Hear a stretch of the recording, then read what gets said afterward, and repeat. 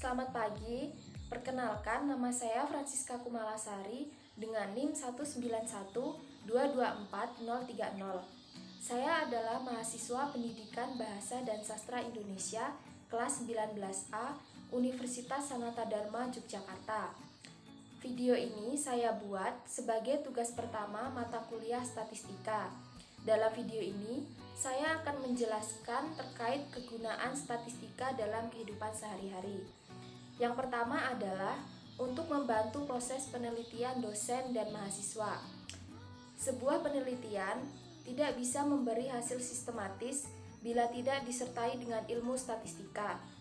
Karena itu, ilmu ini menggunakan dasar metode ilmiah dan menjadi syarat penting dari sebuah penelitian. Yang kedua yaitu untuk penghitungan laba, rugi, dan jumlah uang yang diperlukan dalam belanja bulanan dalam sebuah rumah tangga. Yang ketiga yaitu untuk menghitung indeks prestasi mahasiswa. Yang keempat, untuk membuat rencana dan ramalan. Dalam melaksanakan sesuatu, rencana dan ramalan sangat diperlukan sehingga dapat memperoleh hasil yang baik dan berkualitas.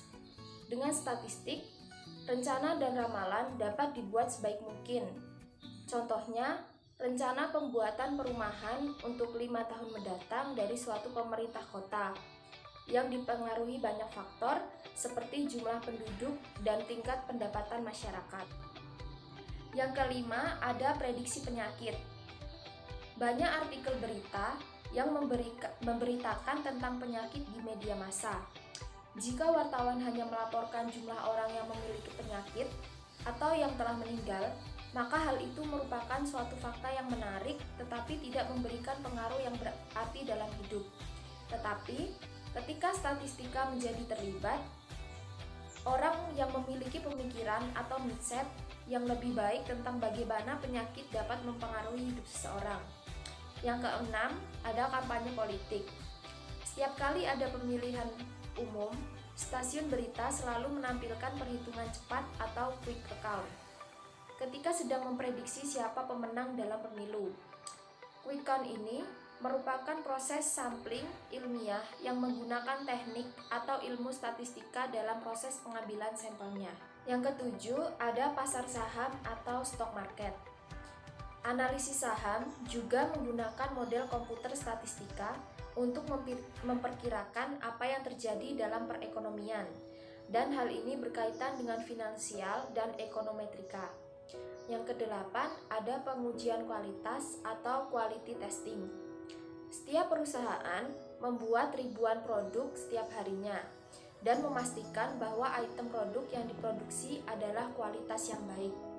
Namun, perusahaan tidak bisa menguji setiap item yang mereka kirimkan kepada konsumen. Jadi, perusahaan menggunakan statistika untuk menguji beberapa item atau sampel yang mereka buat. Jika sampel melewati pengujian kualitas, maka perusahaan mengasumsikan bahwa semua item yang dibuat memiliki kualitas yang baik. Yang kesembilan, ada barang konsumsi. Supermarket atau pengecer terkemuka di seluruh dunia terus menjaga produk yang mereka jual dengan menggunakan statistika untuk memanage kebutuhan toko. Hal ini terkait dengan riset marketing yang berusaha untuk mengetahui informasi mengenai target market.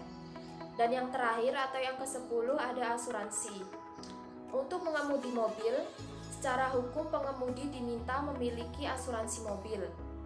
Tingkat perusahaan asuransi dalam membayar pengemudi didasarkan pada statistika. Asuransi merupakan bagian dari disiplin ilmu aktuaria.